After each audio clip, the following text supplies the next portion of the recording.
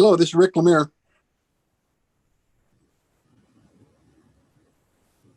Hi, Rick. Hi, Rick.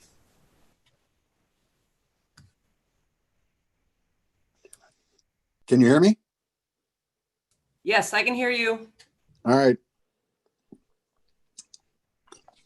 Do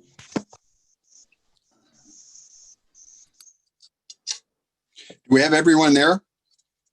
I'm looking right now. Let's see. I see Larry.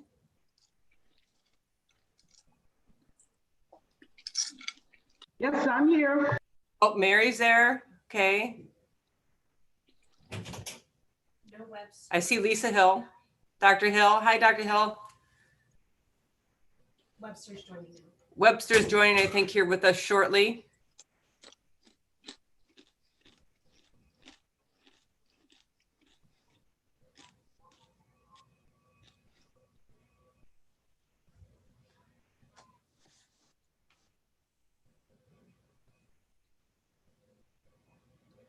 I don't see Becky. Yeah. Becky, are you with us?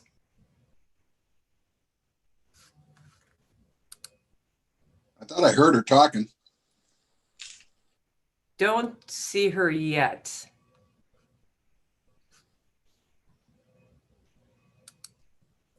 Somebody's on with their name Becky, but no last name. It's muted. Oh, I see. Okay. I'm on. Okay. Hi, Becky. Sorry about that.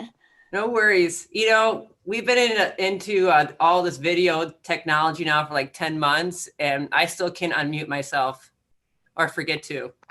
Well, yeah, and this time I'm trying my phone, which of course is different enough than, you know, to throw me. Of course. No. Very good. How about, do we have Larry? Yep, Larry's here. Good. What is Webster on now? Yep, there's Webster. Mary's on. I think we have everyone.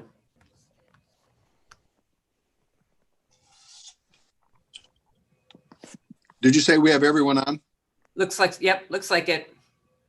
Good. Well, we might as well start the meeting. I'd like to call the meeting to order. If you recall, last month we did not have a meeting. So our first action item here is to approve the November 6th, 2020 minutes. Ask for a motion to approve them. So moved. Larry. Do we have a second? Mary Chapman, I second. Thank you. The minutes for the November 6th, 2020 minutes have been approved. I'd like to remind everyone that our next board meeting will be February 4th at 9:30 a.m. at the central office. We'll wait to see if that happens or not. And to start the meeting off, we have welcoming comments by Jerry Evans, the district director. Good morning, everybody. Can everybody hear me? Thumbs up. Yep. Awesome. Well, it's good to see everybody, and obviously Happy New Year. In terms of updates, you know, as Beth kind of alluded, you know, we've been in this new normal, if you want to call it that, for about the last 10 months. So if we go back in time, back to March of last year, we sat down, we decided, first of all, our number one priority was to keep our staff and our clients safe. And then we tried to figure out how to operationalize around that. So we immediately started ordering cell phones and laptops so that our staff could be out of the building and reduce density. We're still in that mode of operation presently. The majority of our staff are teleworking. We do have staff still showing up every day. There's a rotation that we use to see some of the clients in the level 4 and 5 risk categories. We reduced density in our residential facilities. Initially, we were around 50%. Now we've kind of went back up a little bit. As of today, we're somewhere around 70% capacity at our Fresh Start Women's Center, and we are somewhere around 60% at our men's facility. The biggest issue that we experience with capacity is the need to maintain quarantine rooms. Presently, we have around 15 rooms at Fort Des Moines that are used for quarantine rooms. And again, this doesn't mean somebody is actively positive with the virus, but when we have people that have either been exposed or come in off the streets or come from the institution, we put them in quarantine for the first few days to monitor their symptoms and make sure that they're not positive. So all in all, I think we've done a really good job of keeping our staff and our clients safe, and we've continued to be able to do the work that we need to do as a system. So what I thought I'd do this morning was kind of give an update on some of our numbers. I'm going to see if I can share my screen, and I requested it through Joanna. So once I get her approval, then I'll be able to do that. What's that? You should be good to go. Okay. Awesome. Can everybody see that? Not yet. It shows up on mine. Let me go back to. Okay, I got to push OK here.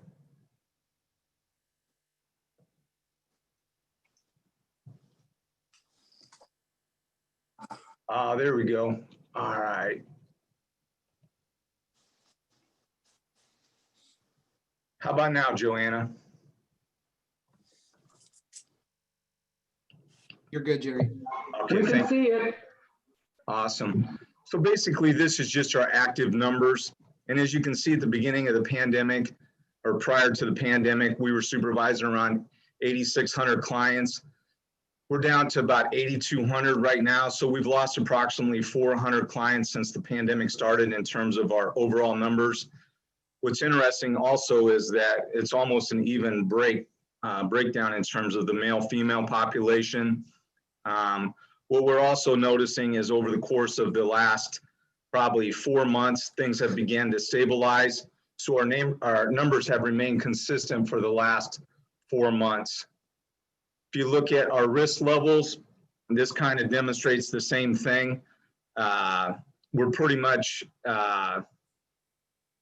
even over the last 3 months with each one of our risk levels. The one thing that we continue to work on is our level 5 cases. You know, this is a discussion that Sally and Sarah and I and others have been having around whether or not some of the ICON business rules are artificially inflating some of the level 5 numbers and how they get overridden based on various factors that we've implemented with ICON. And again, intuitively, we believe that maybe those numbers are lower than what they are showing us. So we're going to continue to work on that. And again, the thing about the level 5 cases are these are the individuals that have a higher probability to fail because of their past histories.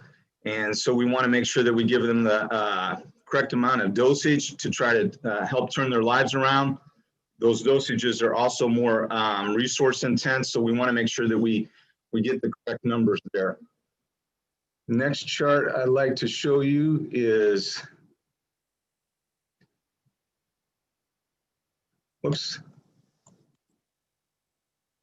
So these are our monthly intakes at our B40. So these are basically our probation intakes.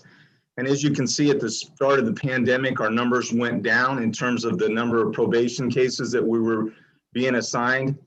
I think a lot of that was due to sentencings being continued and also fewer arrests being made. But again, as you'll notice, the last 4 months, those numbers have started to tick back up. They've really started trying to process a lot of the cases that were sitting in the queue, so to speak. And then this, in terms of community presence, again, due to the pandemic, we're really not doing very many home visits at all. If anything, we're just going out, basically doing the home inspections for people who are getting ready to be released. Hopefully, you know, once the vaccines are widely distributed and we get to whatever the herd immunity number is, we'll be able to resume operations normally with home visits. But right now, we really haven't done a whole lot of home visits.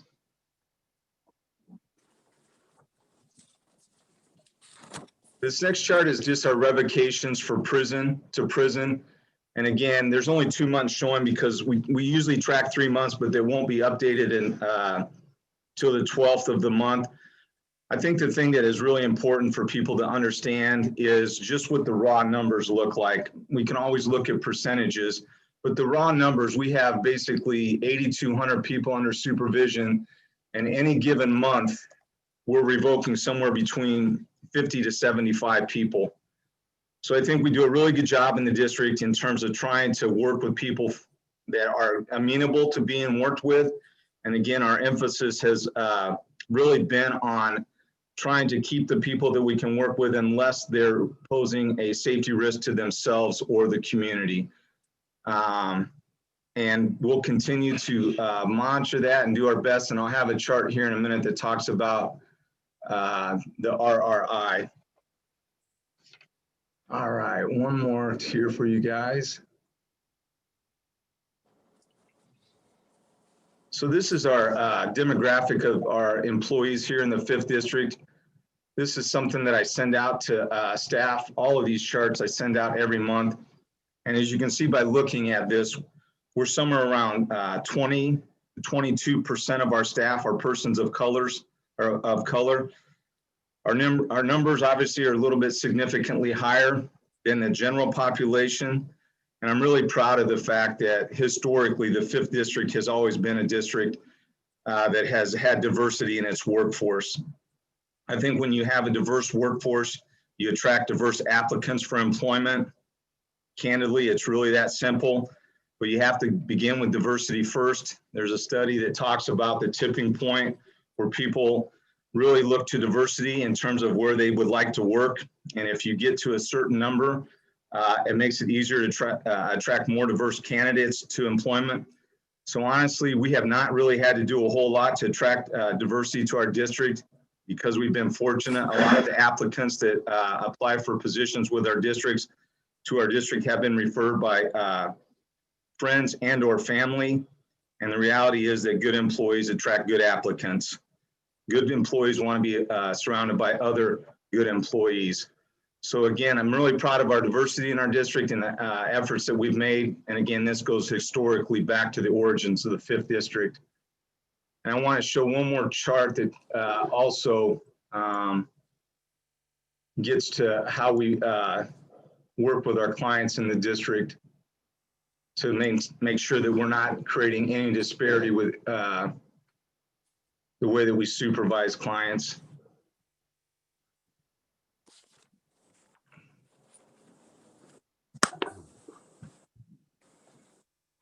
This is the relative rate index, and I don't know how familiar a lot of you are, but really we can't really control the population in terms of those that are referred for supervision in our district. But what we can do is ensure that the people that we supervise are treated equally. So the relative rate index is a way to proportionally get everybody to the same level. So when you look at this chart, the majority population is white. So everything at 1 is equal proportionally based on the number of African Americans and the number of whites. You get everything to 1, and then everything is equal.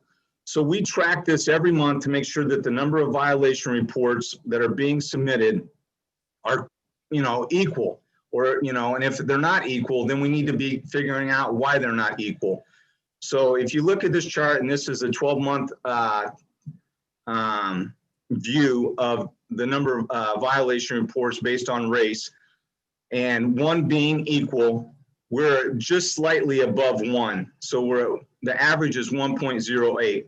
In some months it ticks up, and some months it ticks down, but over the course of a span of time, we're equal. And I'm really proud of the fact that we can demonstrate to our stakeholders and you all that we do a really good job of not creating any disparity in the programs that we offer here in the 5th District. And that's kind of what I have for everybody this morning. If anybody has any questions about any of the charts that I've shown. Jerry, this is Mary, and I just want to to say thank you for the clarity and the data and looking at the equity, because it's always a question, especially when we look at this judicial district and the demographics of the population that's being served.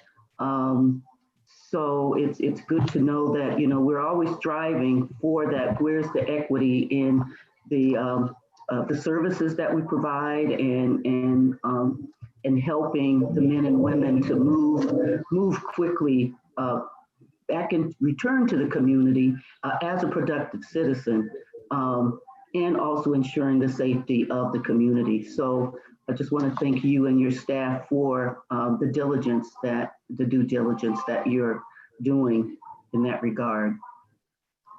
Thank you very much. And again, just a lot of good people doing the right thing for the right reason.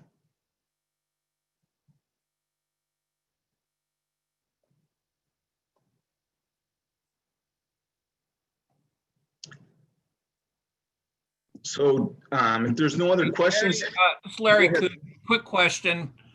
You know, you've mentioned your home visits are down because of the COVID and stuff. Are you worried? Are there special problems arising because of the lack of home visits, or are you going to review your home visit policy after COVID is over, just because you don't think it's as necessary, or where do you stand on that right now? Sure, good question. You know, I think that the perception of home visits kind of gets lost based on the agency.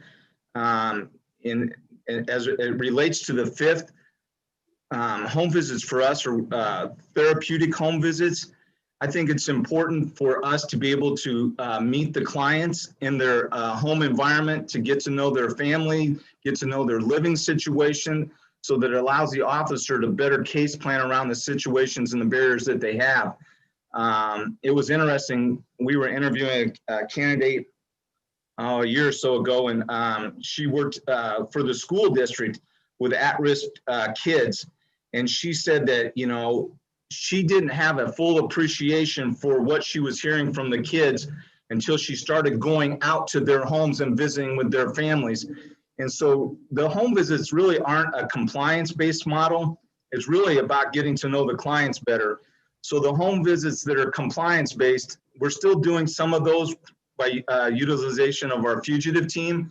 So I would hope that once we get past the COVID situation, we will be able to resume home visits, because I do believe that they offer benefit in terms of helping the officer better case plan. Okay, thank you. You bet.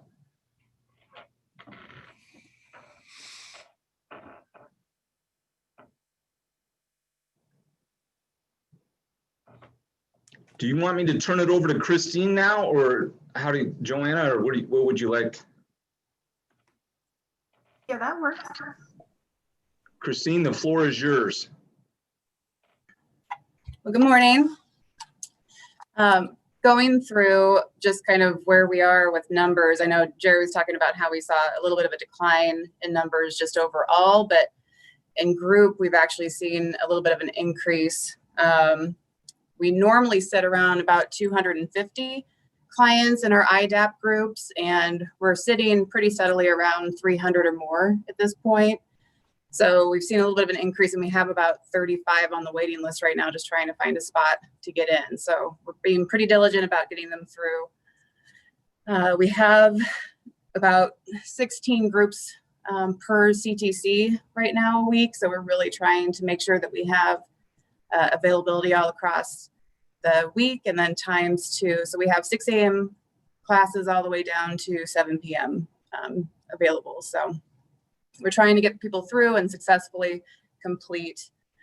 The women, we're sitting at about 130 clients, a little bit over for the women's groups, and seeing a pretty steady just number there, but it's mainly the men and unfortunately, the domestic abuse cases that we've seen an increase in. So don't really want to go into too much of something that you kind of know about or get too specific. So I sent out the virtual programming list what we're offering right now. I don't know if everybody received that.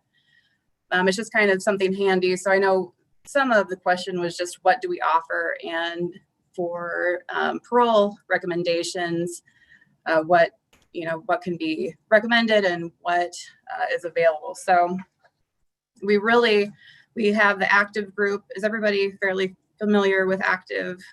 I think everybody probably has it in their districts right now.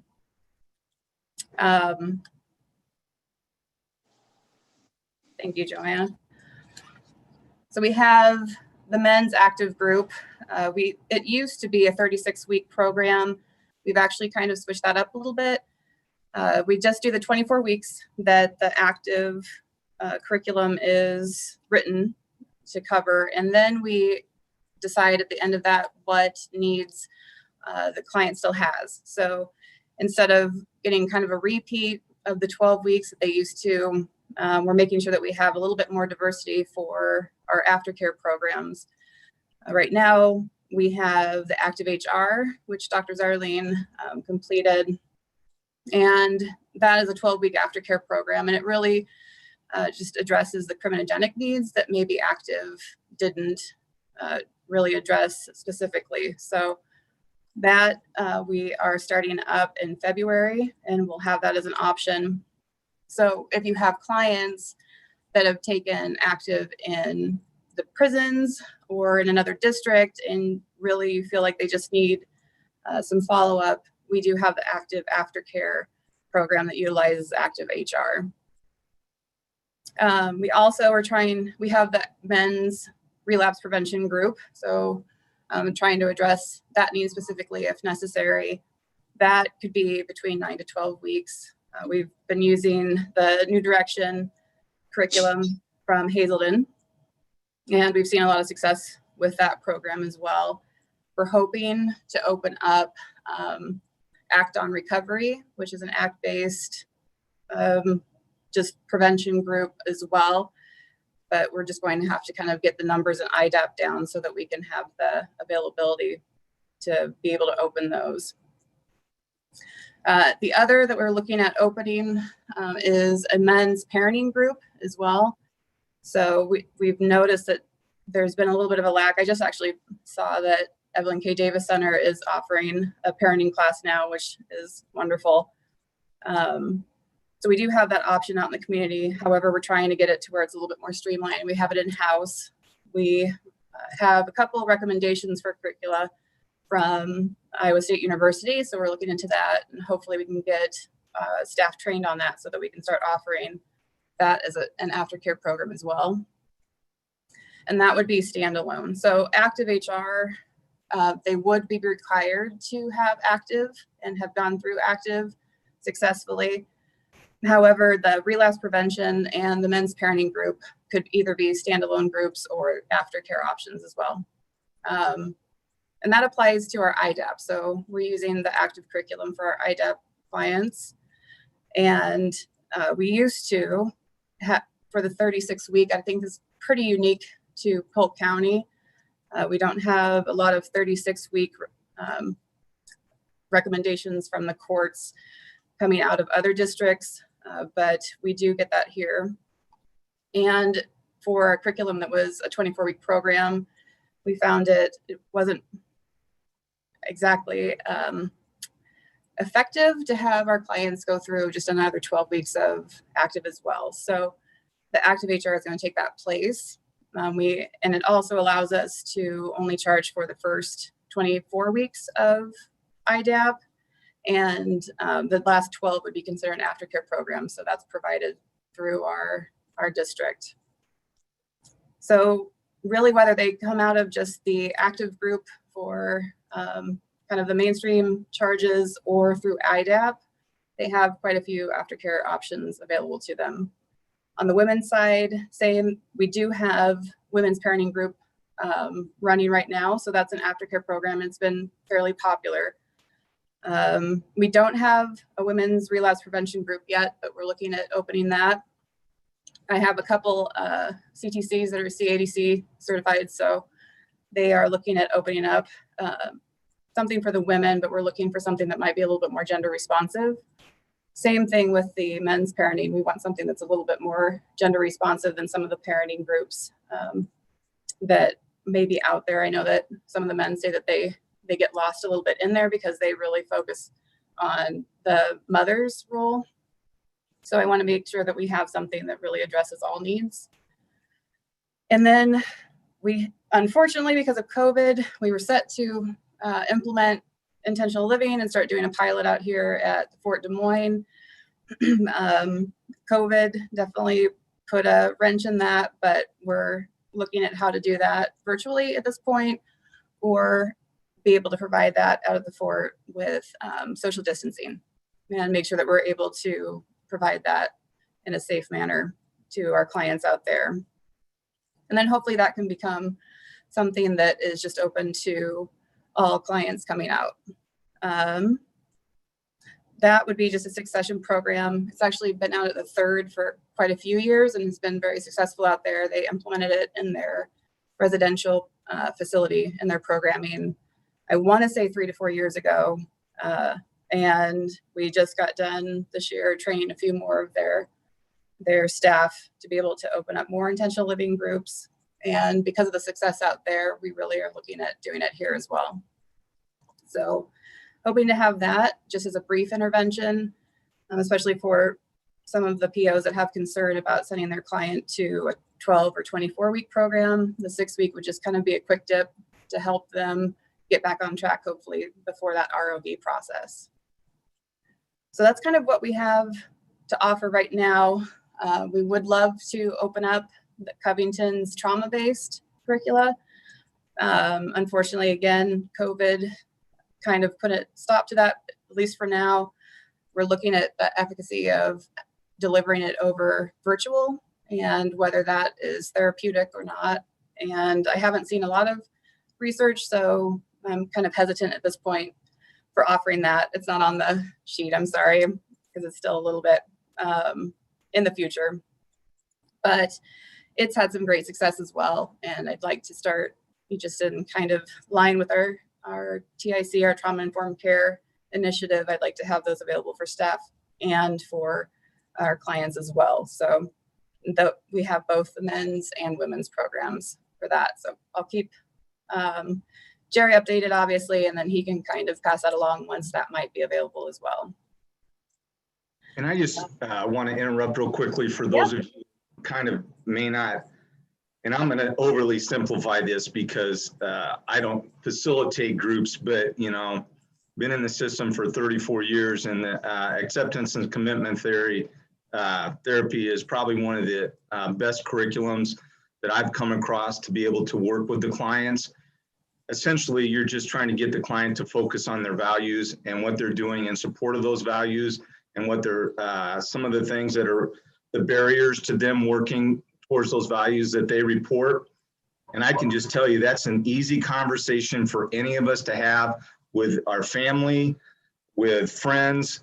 I mean, getting somebody to talk about their values and what they do in support of them. So it makes it a really easy transition for our staff to be able to case plan with clients based on the ACT model. And we're trying to get our entire staff fully utilizing the ACT concepts when working with cases. And it includes our residential staff. And that's what Christine was kind of alluding to with the transitional living program that we want to begin utilizing at the facilities. And then Christine, I was gonna just have you talk a little bit about what you have seen in terms of progress or issues or things that have come up. You did a really great job, obviously, in the very beginning of getting these virtual groups set up, trying to adapt to the new normal. So can you maybe brief the board on how things have gone with those virtual groups? Yeah, I'll admit that I was a little hesitant at first, just because, you know, some of the camaraderie that comes from group, but we've had great success with the virtual programming. We have been able to utilize a lot of the Zoom tools to keep it experiential. The guys are very engaged, and so are the women.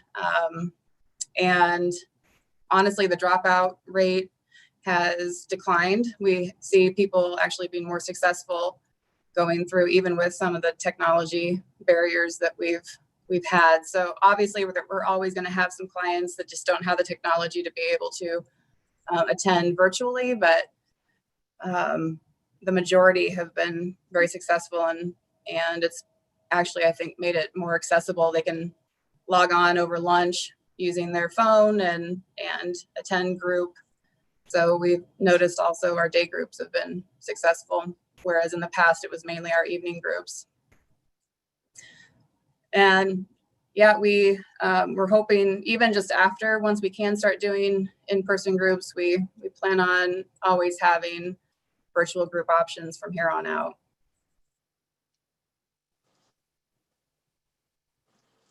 And I don't know, is there anything else too that anyone wants me to speak over? I don't want to talk about things that you already know or that you already have implemented in your own districts. So is there anything that you want me to kind of clarify or touch on?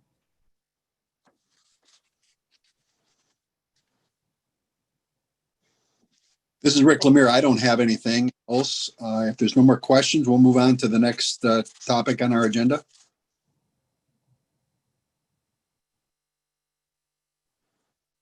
Hello, can you hear me? Yes, sounds good, Rick. Thank you. Okay, next is Dr. Beth Skinner, the director. She's going to give us the director's update, and then you might as well just go right into your COVID-19 presentation. Yes. Thank you, Yeah, thank you. And I'm going to go ahead and just combine them both. And thank you, Jerry and Christine, for your discussion and talking about the great things happening in the 5th district. So thank you again for that presentation. I also like to say Happy New Year to the board. It's been a very busy couple of months for us, as you know. So I want to start with just again, kind of giving you some numbers of where we stand.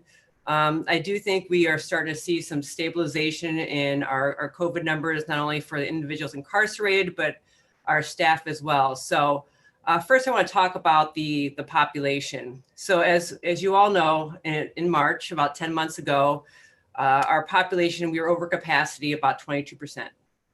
Today, we stand about 8.2% over capacity. That number has crept up, as you know, in my updates, we've seen that number, it's like 7.5%. So those numbers are starting to slowly climb up again in terms of our population. And I'm going to talk about some other things about that here in a second. And another important data point, I think, is knowing that the population is creeping up. We also know Sarah Finneran, our research director, has provided me information that there's 4,207 felony cases which are pending jury trial between now and June 1st. So what we know is that as we see, the 8.2% over capacity, and something, Larry, that you've mentioned before, is that I think we're going to continue to see that number creep up as these jury trials start moving, especially with 4,207 felony cases. So we will keep our eye on that and continue to update you on that and work with the Board of Parole, of course. Another piece of information, since March 1st, we had 1,926 parolees and 697 work released out of prison. So our prison count has declined by about 1,054. Since April, the Board of Parole has reviewed 9,919, has done 9,919 reviews. About 42% of those reviews have resulted in an approved release decision. So again, we continue to work with the Board of Parole. Katrina Carter has been our Board of Parole liaison, who's done a fantastic job bridging that relationship, talking about particular cases. We're trying to put people in the best position for reentry and release, so we can continue to have room to move people around when we have positive cases.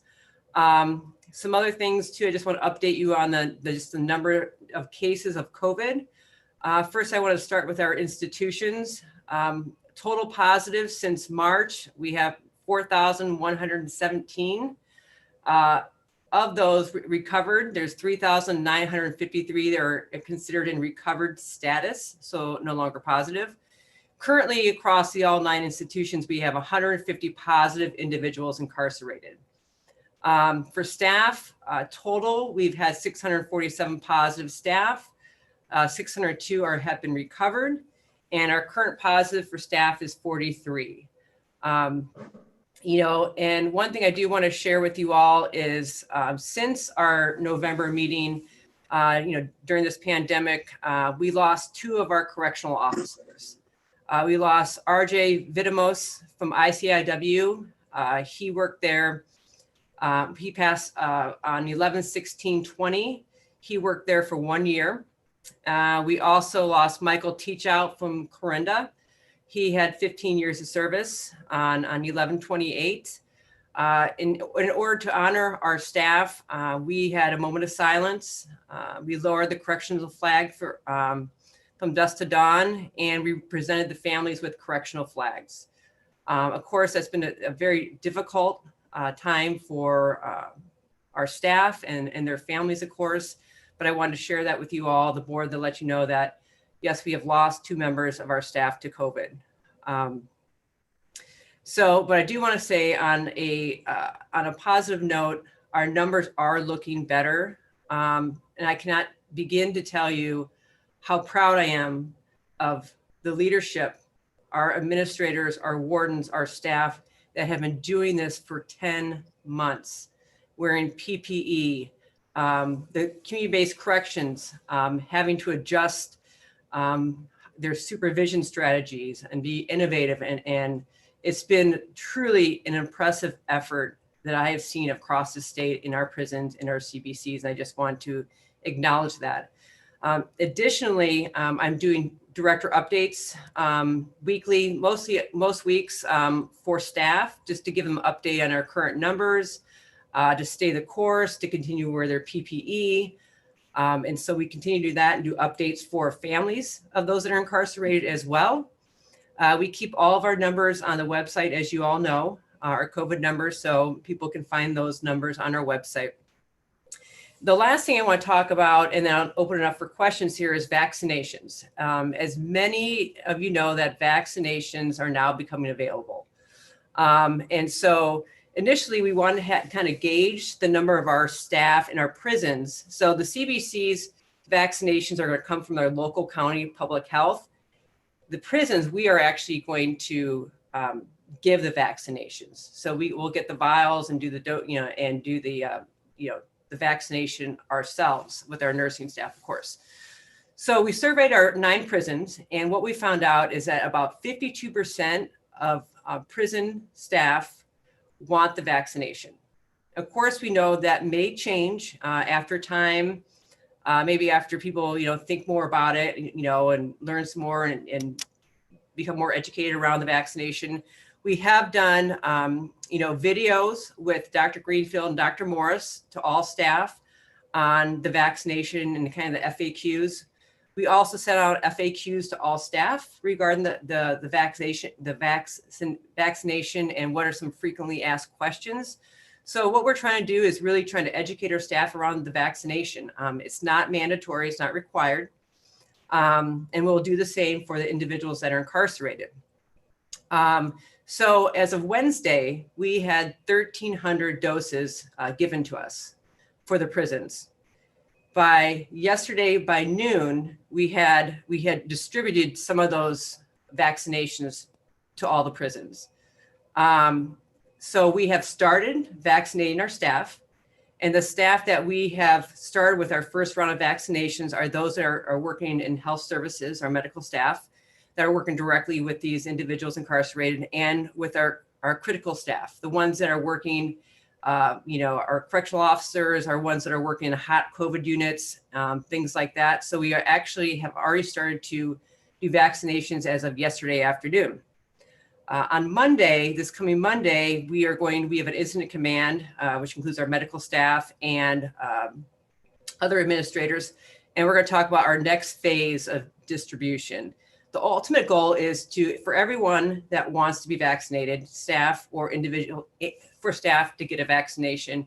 And for all those incarcerated individuals that want a vaccination, that we'll be able to get them a vaccination. And so we're doing a lot of logistical planning right now. We don't know when our next round of doses will come. Dr. Greenfield's still working with public health on that.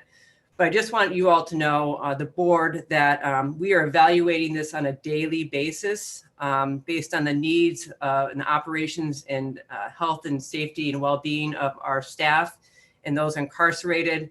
Our ultimate goal with this and vaccinations is to keep people healthy, keep our staff healthy, and those that are under our supervision.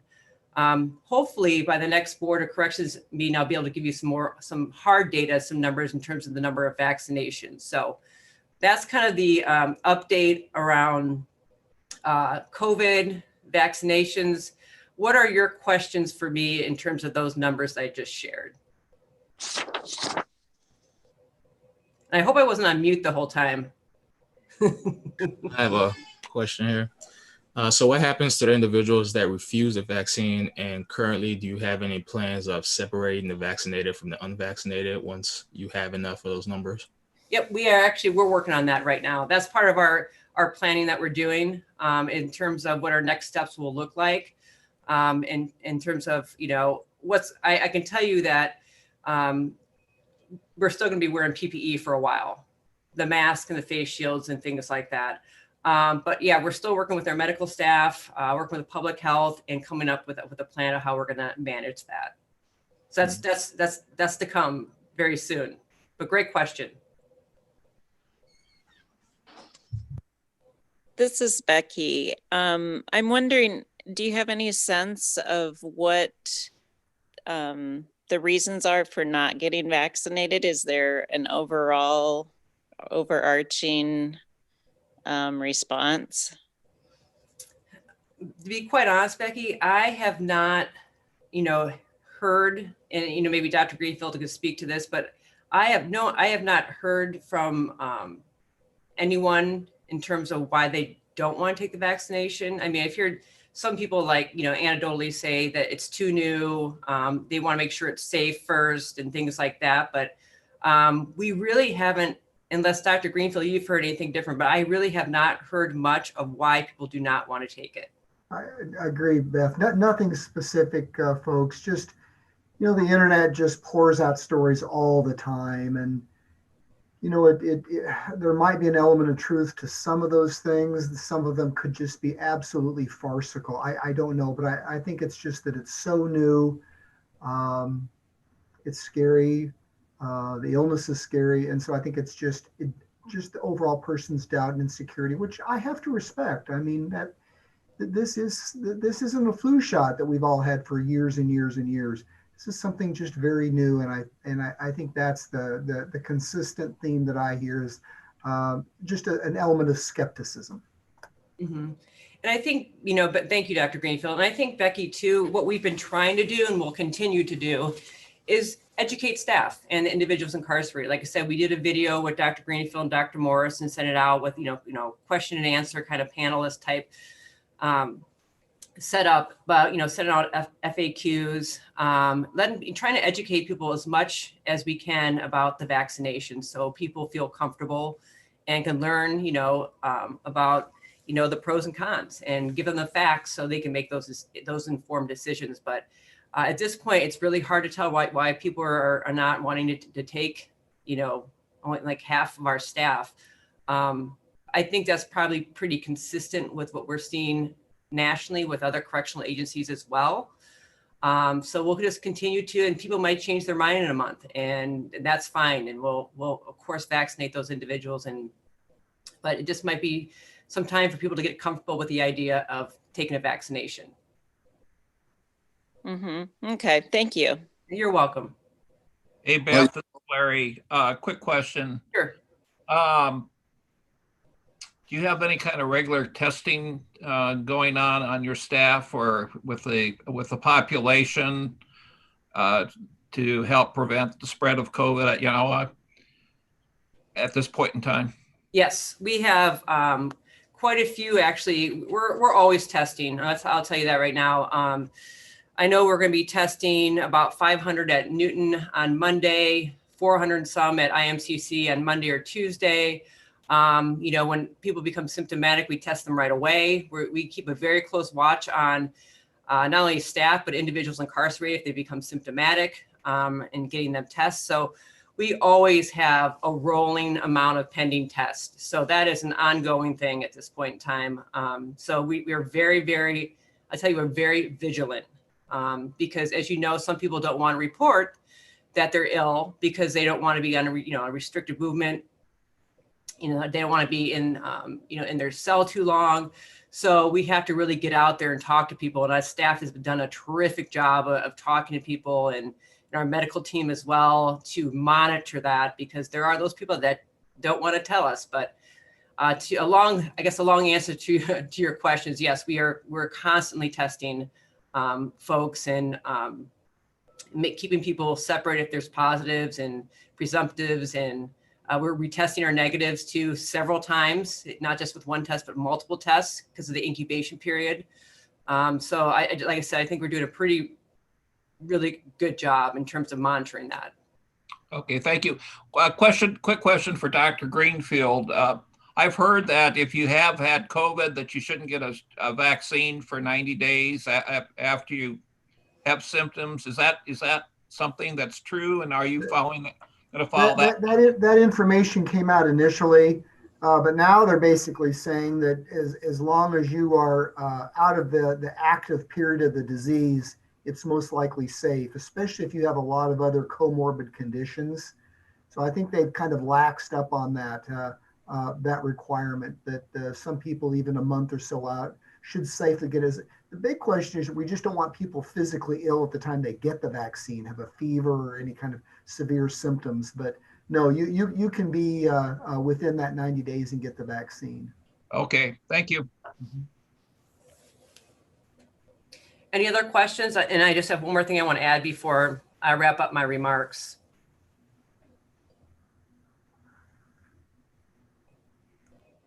Okay, one last thing, kind of piggybacking on Jerry's, talking about disparities and inequities. As you know, we did our first racial disparity report this last spring, early summer, and all the districts and prisons had to review their data and submit an action plan to me here at central office by the 1st. And so we have those plans and we're going to start reviewing them. And so, and also our advisory board will be reviewing them as well. So just want to let you know that that's still in motion. And so we're going to be looking very closely at these action plans to address how each prison or CBC is planning on addressing any inequities or disparities. And of course, when we have that, most of that reviewed, and we'll pull together something that we can share with you all here in the near future.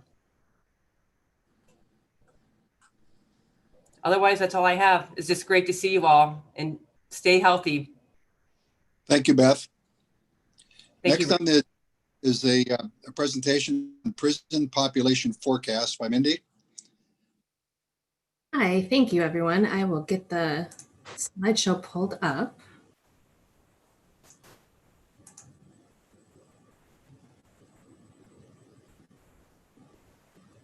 Can everyone see that? Yes. Excellent. Okay, and I'm Mindy Tenaple. I'm the research coordinator at CJJP, and I was one of the team members that helped prepare the population forecast, and we thank you for the ability to come and present a summary of our findings today.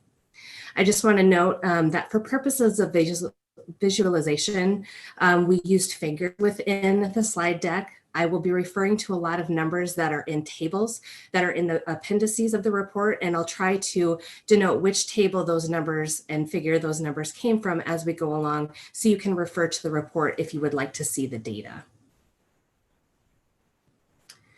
So first up, we just wanted to talk about the prison capacity and forecasted population. In this graph, you can see that the dark blue top line is the actual prison population. The light blue line is the forecasted population. And then the red line below is the capacity that we have as reported to us. And so as you can see, from June 30th, 2019, the population decreased 10.6% from 8,474 to 7,574. In the short term, we predict a forecast of an increase of 2.7% to 7,775. and a 12% increase as of June 30th, 2030. Short-term changes. So this is figure 3, and it's the actual and forecasted prison admissions. Similar to the table that we just looked at, the dark blue line represents the actual, and the light blue or light red actually represents the forecasted numbers. So from June 30th, 2019, new admissions decreased 16.6% from 3,697 to 3,085. And these numbers are actually found within Table 5 of the appendices. Probation revocations decreased 17.3%. You can find that number in Table 12.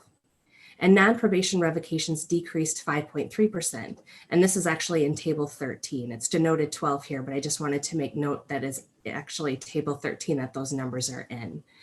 So how did we account for the anomalies that happened within 2020 with COVID and the other things that went on during the year? As that was mentioned earlier, courts were suspended for a while, and you can actually find more information about that in the report on page 6. And so convictions we know were down. So we actually looked at the same time period over the past years. We looked at not only conviction numbers, but charges numbers as well to see how they were affected. And we used those percentage declines to kind of smooth out what was going to happen in the short term. And as Dr. Skinner mentioned before, we know that there is a backlog of cases that will increase these numbers, probably similar to what we were seeing in the past. So that's how we adjusted for those numbers within the report. Looking at admissions by offense type, we can see that new prison admissions are pretty consistent over time. The most common offense type that we see prison admissions for is property. Second most common are for violent offenses. Third is drug, and then we have public order. I also wanted to notice that in table figure 5 within the report, we also note the most serious drug information. And we can see there that the most serious drug admissions were for methamphetamines. The numbers have actually increased to 579 in FY20, and that's up from 416 in FY11. And when we talk about the most serious drug, I also just wanted to make note that we use guidelines from the Office of Drug Control Policy to help determine if there's multiple substances in that conviction, what the most serious drug is. The second most common drug that we see new admissions for is marijuana, and that actually declined from 250 in FY11 to 156 in FY20.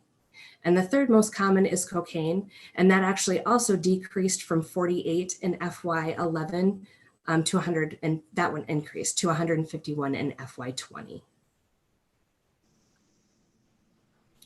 Length of stay by class.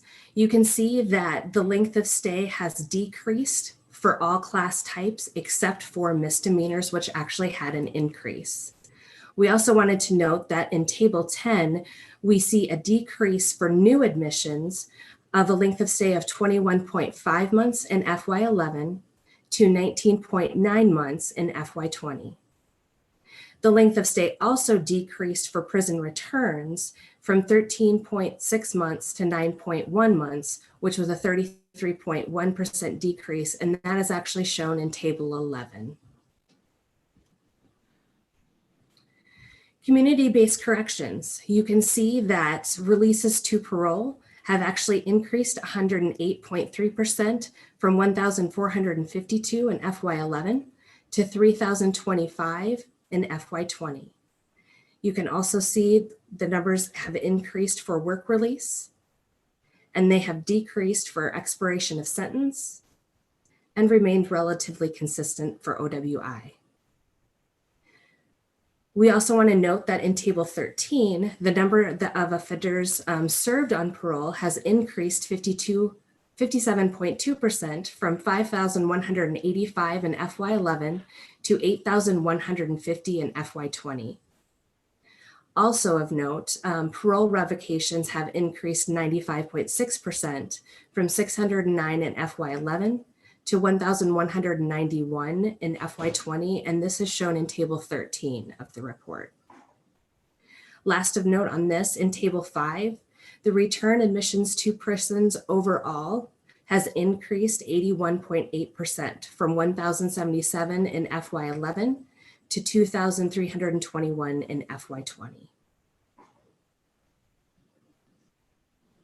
Just looking at the special sentence offenders, that we can see that the special sentence offenders served have increased from 435 in FY11 to 1,568 in FY20.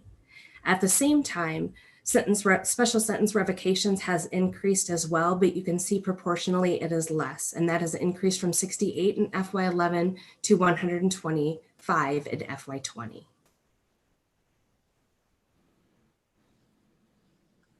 The one table that I did put in is demographic trends. And again, you can see it's a little bit busy and why I didn't want to include a lot of tables in this, but it demonstrated it the most clearly. And this just shows kind of a breakdown of the prison population by race.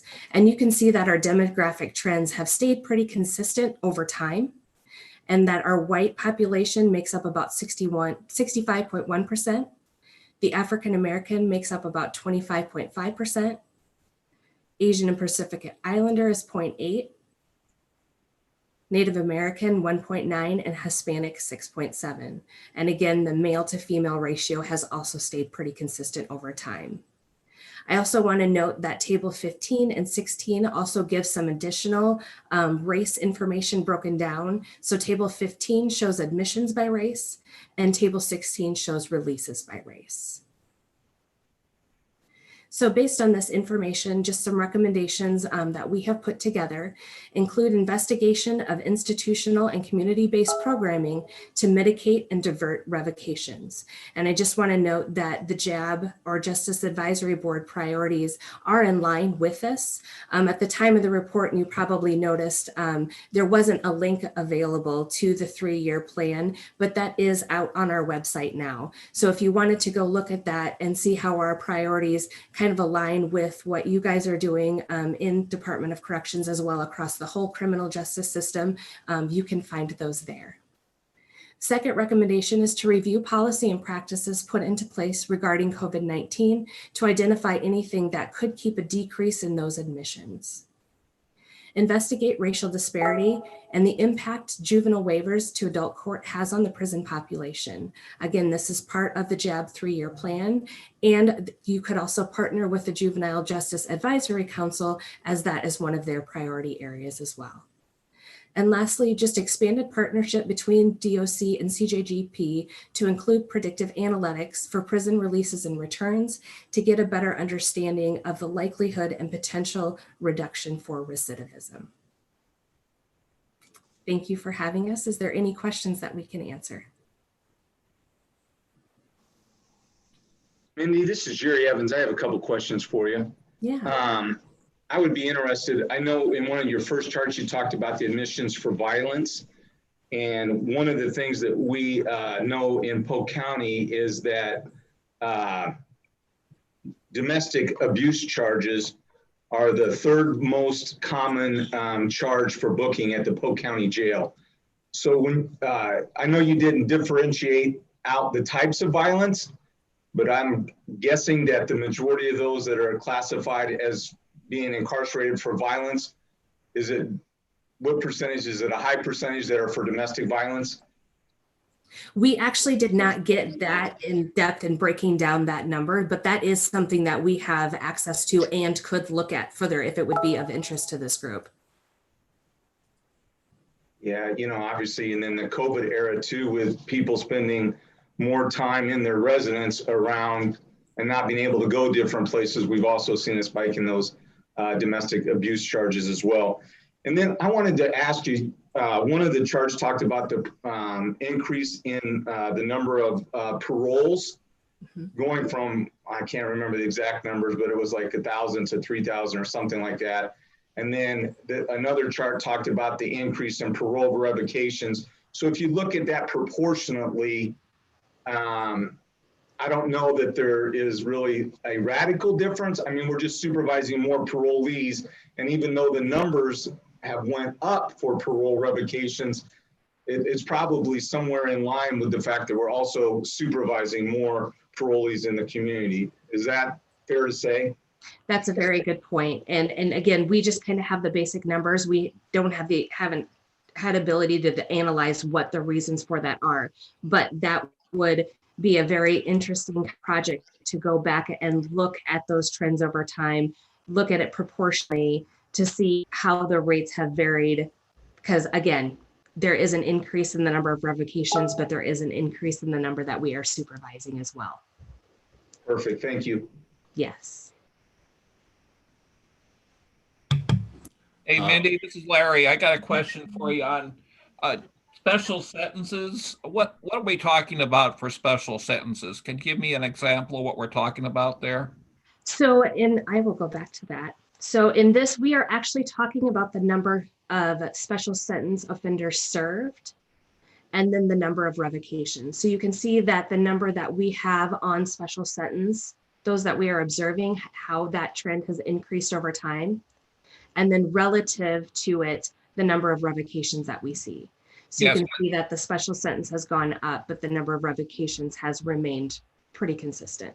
Sure. I guess I just don't know exactly what kind of program you're talking about when you're talking special sentences. And maybe that's a question for Jerry, or I see Bruce is on the line, or even, but what are we talking about there? Is that as a result of special programs that have been undertaken since 2011, or what's the cause of that?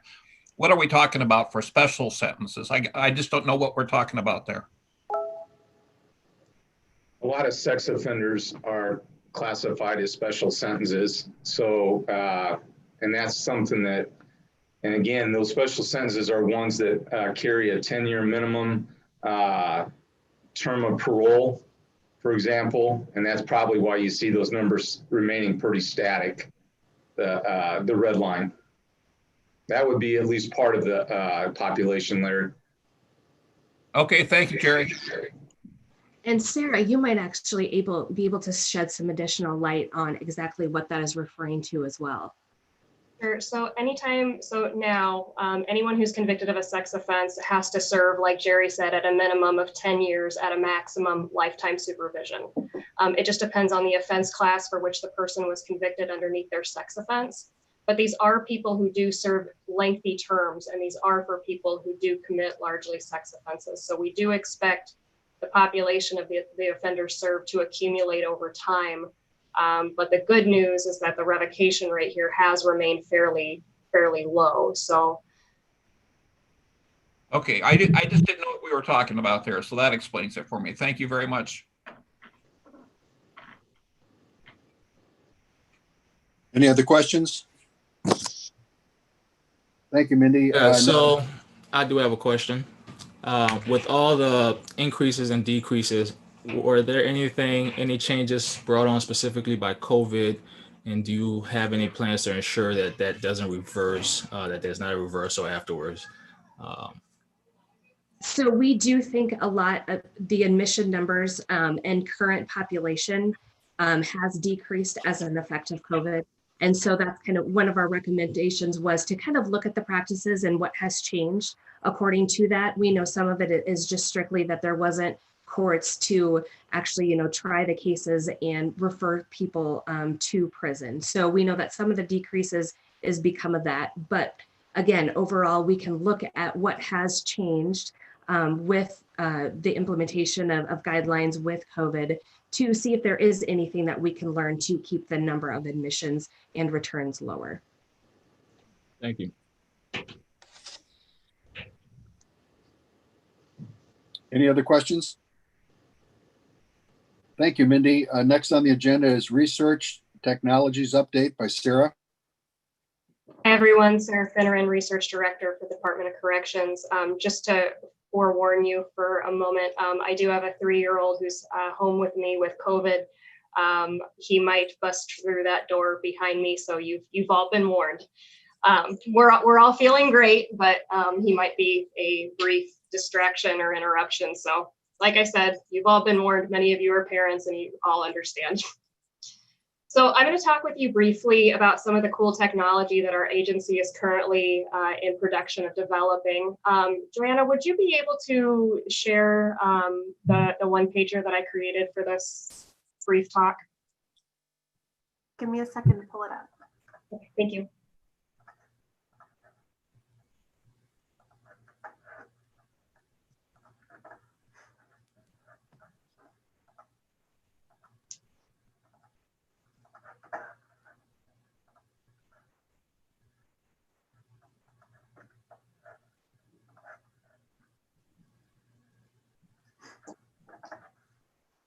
Okay, so like many state agencies, the pandemic exposed limitations in our data tracking and reporting abilities.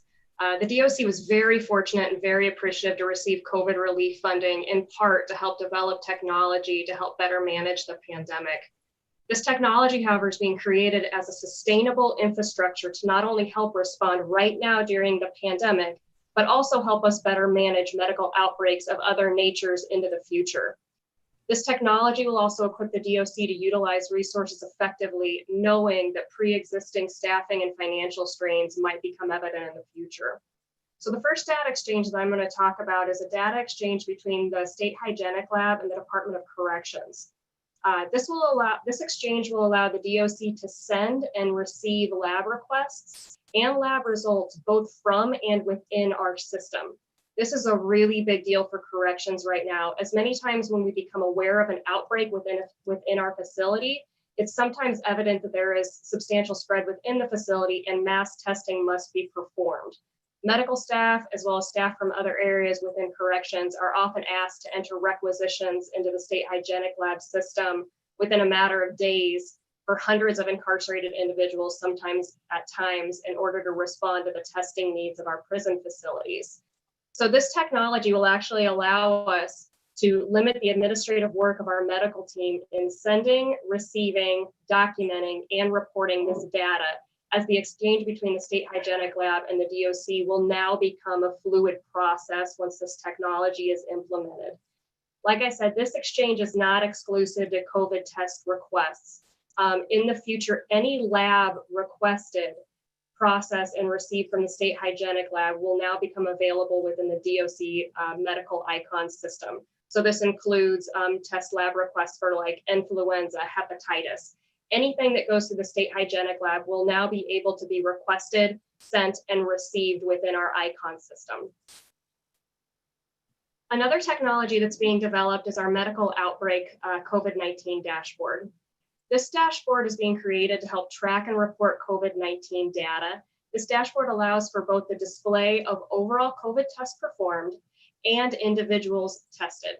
This dashboard will allow us to view data from a cumulative perspective, so COVID cases over time, while also allowing a drill down feature to observe active trends within a given day, a given week, or a given month. Data can be parsed by a variety of ways, including various demographic factors, as well as down to the facility or housing unit level.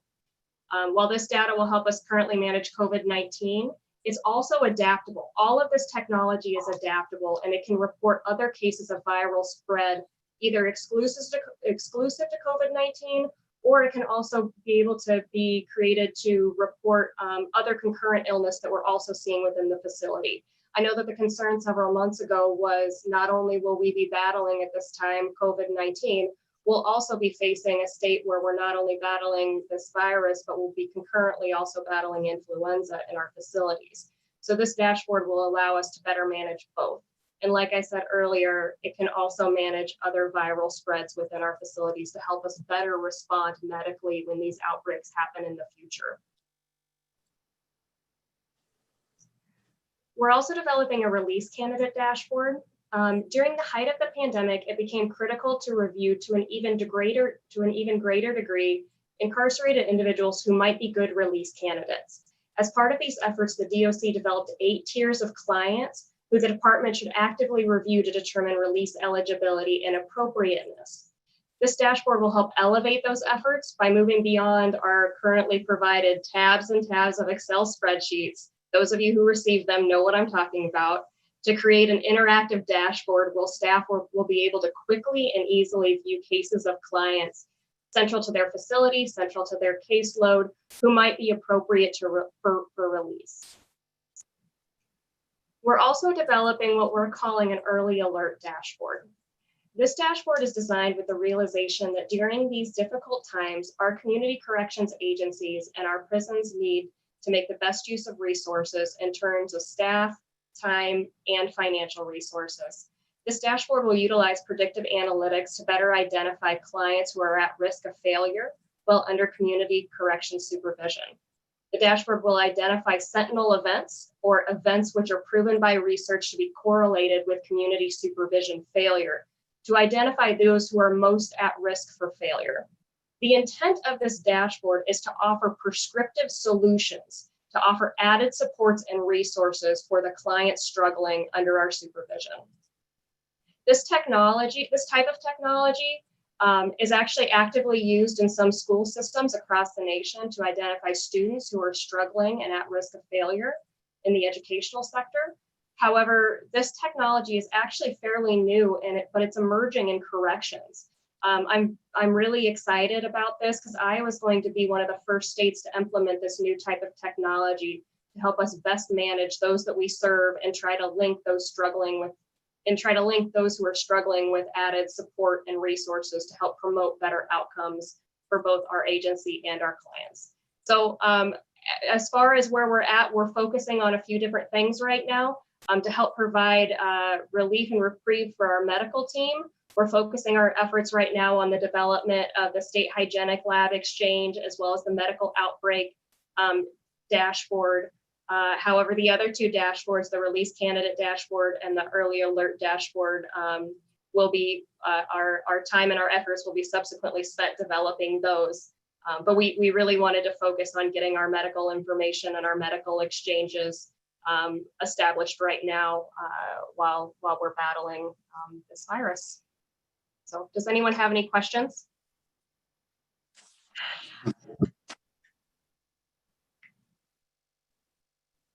With the medical outbreak dashboard, have you all looked into any of the contact tracing apps at all? I have had a few meetings with some people regarding contract tracing. And I believe that we already have systems in place at all of our facilities to internally manage the contracting tracing efforts. So that isn't something that we've explored recently because it's believed that within our facilities we have pre-existing efforts where we're able to do this effectively. Larry, a quick question for you because technology is great when it works, and it's only as good as the information that's put into it.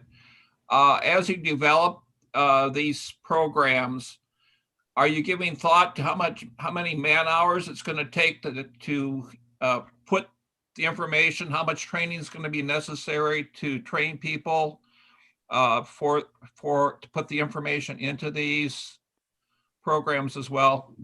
Yeah, certainly. So I actually really like the platform that these dashboards are being developed under. Some of the software for dashboards isn't very intuitive, but the platform that we're developing is very intuitive. There's clearly identifiable links. There's clearly identifiable filters. It's going to be easy to understand. It's going to be easy to navigate, but there are going to be some dashboards, like you mentioned, where there is going to have to be some degree of training involved. Like a couple of the dashboards relating to the medical outbreak, that should be fairly intuitive, but there will be a certain degree of training that will be required for the early intervention dashboard or the early alert dashboard, I'm sorry, but it's worth it. Okay, yeah, thank you. I know when Beth was developing the dashboard, she probably had those same issues, as far as setting that up and getting people to actually put the information in. So, okay, thank you. Oh, and by the way, I understand about the 3-year-old. We had our 3-year-old grandson here earlier this week for several days, and so I understand what you're talking about, the door. So, thank you. I appreciate that. Thank you, Sarah. Next on the agenda, the Legislative update by Cord Overton. Mr. Chair, board members, members of the department, and guests, good to be with you all this morning. Special thank you to our friends at CJJP for that presentation on their 10-year forecast. One of the reports I cite most often when I'm working with the press or legislators is the information that comes out of that 10-year prison forecast, because I think they provide a lot of really interesting trends that you can see over the last 8-9 years. So thanks once again to them for not only creating that report, but also presenting it here to this board. Legislative updates for you all. So I'm going to be really brief here, and there might be an action item for the board at the end of this. First off, if Joanna wants to share her screen, I think most of the board members know this, but Joanna is my partner in everything legislative that we do here at the department. She is really the brains behind all the tracking of the bills that occurs. And I'm just the front guy over there at the legislature, attending the meetings, talking to legislators about certain bills and budgets. So Joanna's got up here our legislative website. And if you're not very familiar with this website, really encourage you to maybe play around with it a little bit, especially during session when we have live bills. But right now, the one thing I wanted to direct your attention to is the timetable for this session that we're about to start next week. First off, if you wanted to see the timetable, this is the big milestones for all those that are interested in session to pay attention to. And you would go to the tab of committees and schedules, and then you would click on schedules in the top left there, and it'll bring up the session timetable. Again, any lobbyist that's working across the street is going to be paying close attention to this, because what you've got is the really important dates that the legislature has laid out. First off, you've got sessions starting next week, obviously, and then you've got your funnel deadlines.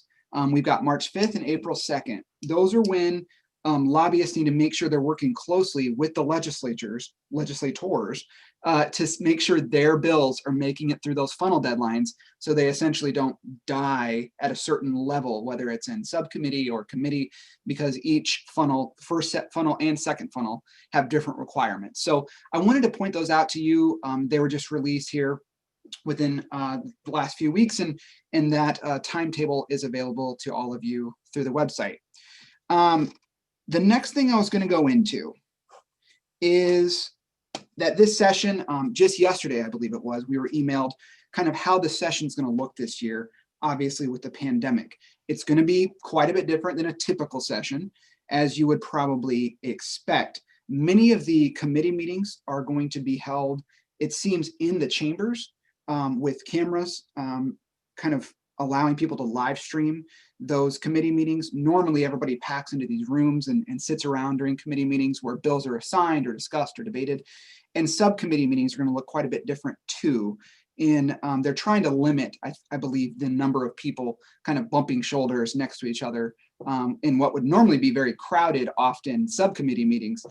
So there's going to be a hybrid of streaming of meetings and also holding some things in person, and people able to sit in galleries to kind of attend different committee meetings. It's going to be interesting. And so the nice thing is, for somebody that doesn't work around Des Moines, is you'll be able to actually kind of attend a lot of committee meetings that you might not otherwise have been able to attend because you had to be here in person. So sometimes there's some nice advances because of technology that will allow more people to participate in the legislative process. When it comes to the department's agenda, we're going with a very focused agenda this year, and we'll be pursuing one policy change through legislation. This policy change really is what I would consider most likely a non-controversial bill. It's kind of a cleanup in a way. To give you an idea of kind of what we're talking about in our bill, which I don't have ready to present for you right now, because I'm actually reviewing the draft with LSA currently, and it's due back to them next week, and then I'll have a final bill I can present you all with. But what we're trying to do here is essentially make sure that the people that work in DOC and the CBCs have access to all the information that they need to do their job well. There's two main systems, computer information systems, databases, that our frontline staff use quite frequently. One is you've heard about many times. That's ICON. That's the department's system where all our data management is held. It's custom built for us and we use it all the time. The other is the courts information system. It has some similarities to ICON in some ways in that it seemed highly customized for the courts when it was built, but it is a different database. It is a different system. A lot of the helpful information that is within the courts system needs to be accessed by DOC and CBC and sometimes Board of Parole staff. Now, for quite some time, my understanding is within districts, especially and in the department, we had staff utilizing that court system to pull up information related to the individuals that they're working with, whether it's someone convicted of a crime and they're working on case planning or scheduling their release, or the Board of Parole reviewing the warrant and the pre-sentence investigation. That was occurring. And then about 1.5 years ago, the courts began to audit their systems as kind of just doing a due diligence, kind of a security test to see where they had any patches they needed to kind of create to make sure their security was as strong as it needed to be. In their auditing process, they found that certain staff by code were utilizing the system that the code restricts from those staff from accessing. To give you an example, we're talking about administrative staff that work on the front line in CBCs, like in Jerry's 5th district, that might be completing a pre-sentence investigation report, but by code are not supposed to be able to access the pre-sentence investigation report. That's pretty ironic considering they're the ones literally creating the report themselves. So we just need to get in there and kind of fix these areas of code where it probably wasn't written with how it would be used on the front line in mind. And so I'll just kind of go over real quickly what those areas are. It's a unique bill in that it's hitting on multiple code sections within the bill because it's a patchwork of places where records need to be accessed, again, by those CBC staff and by DOC staff, and in the case of pre-sentence investigations, Board of Parole staff.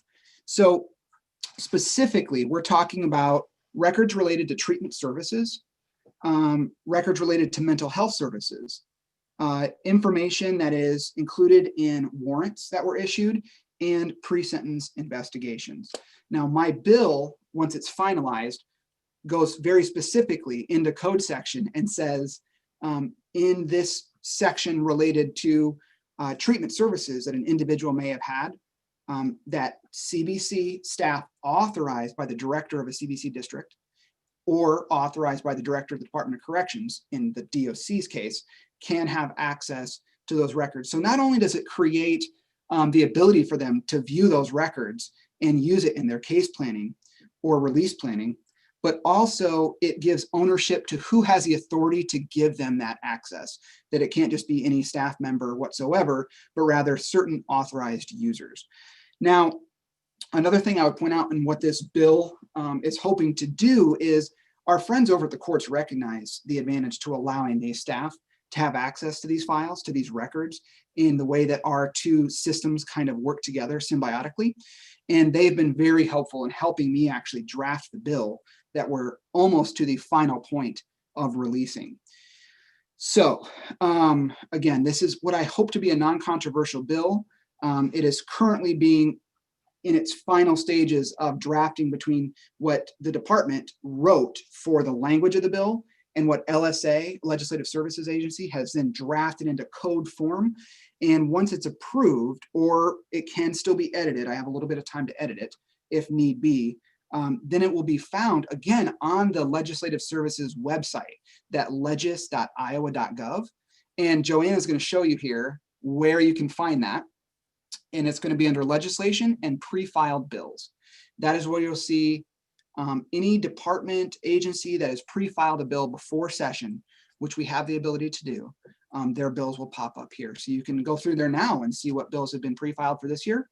And when our bill is finalized, it'll be up there. Again, this is not something I expect to be controversial. Really, it's just making government work better together. These two systems, the correctional system and the court system, who works with the same people frequently. So that is the intent of this bill.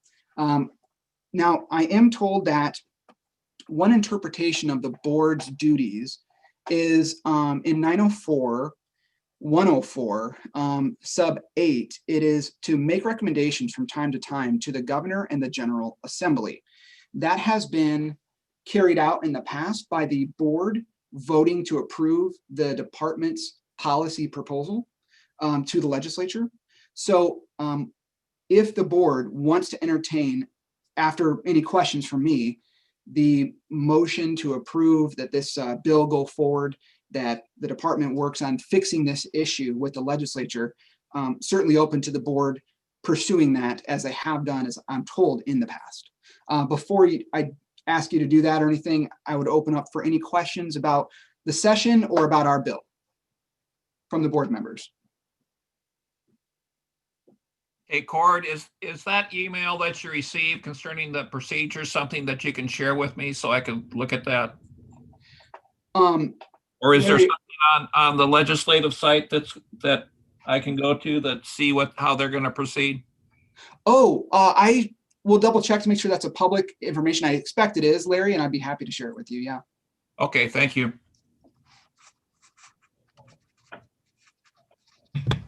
Just want to say thanks for the walkthrough of the website there. I will be spending some time on that. I hadn't been on it before. Thanks for shedding some light on that. I'll tell you this, Webster, I appreciate that comment.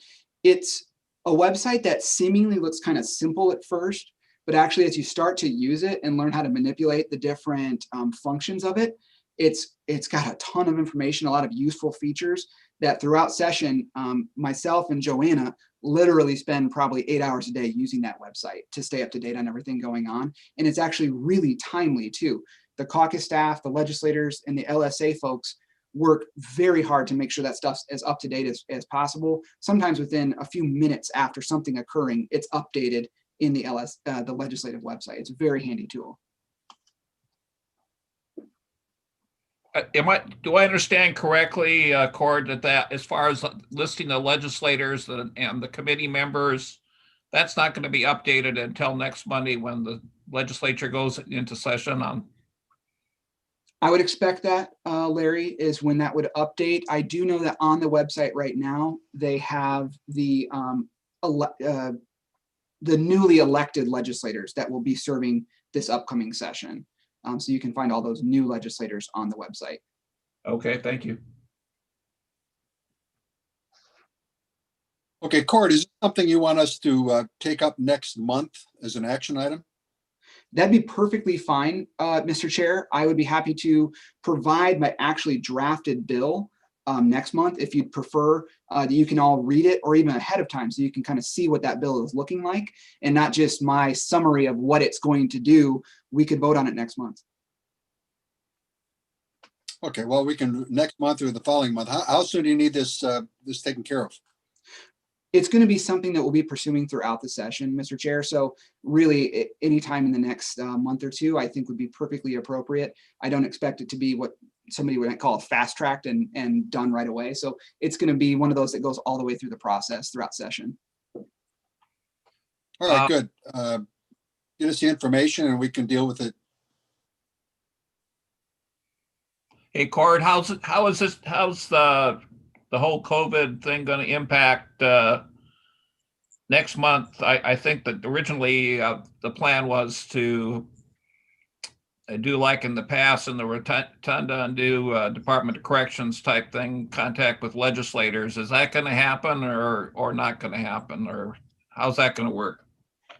So while technically there are still ways for organizations to host their days on the Hill in the rotunda, they are asking to really limit those. And a lot of other organizations have had to basically cancel their hosting a day, I think because of the current pandemic. My recommendation is going to be, as your lobbyist, that we don't do what we traditionally did, where we kind of stand around the rotunda and just shake hands with legislators and stuff as they stop down for cinnamon rolls, but rather we try to do something else. I do want to try to still get our message across to legislators, and perhaps that could be as simple as inviting them to our next board meeting in the form of Zoom and giving them a special kind of recognition and maybe presentation I could put together for them as things kind of take shape over the next month. But I don't think bringing everybody over to the rotunda and mixing it up is probably wise at this time. Yeah, I was going to say, you can count me out if you plan on meeting at the Capitol, because I've already had COVID. Actually, after in November, I got somehow through some miracle, God decided to give me COVID. I don't know how I did it because I followed all the protocols, except I went to the swimming pool to go swimming, and maybe that's where I got it. I don't know, but yeah, no, I don't plan on going up there. So.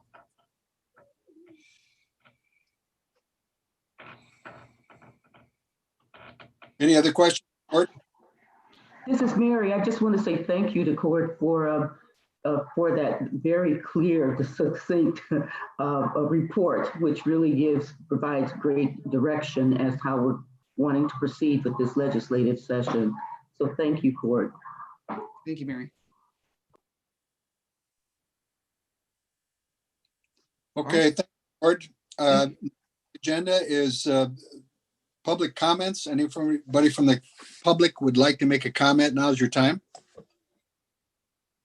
Mr. Chair, this is Court again. I try to keep an eye on our YouTube channel where this meeting is live streamed, and always offer that if members of the public want to offer a comment there, I will relay it to the group for the board's consideration. And there was one comment offered today. It's the first time somebody's offered a comment, and it was that no one should be forced or singled out for not taking the vaccine. I just wanted to relay that comment to you. Okay, thank you. That's understandable.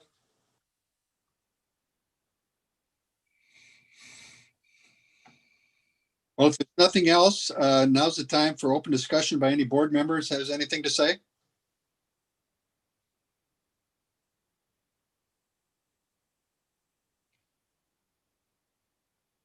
I guess I have to speak out because otherwise Beth would sit here and say, well, why isn't Larry speaking out or anything? But again, all I want to do is continue to commend.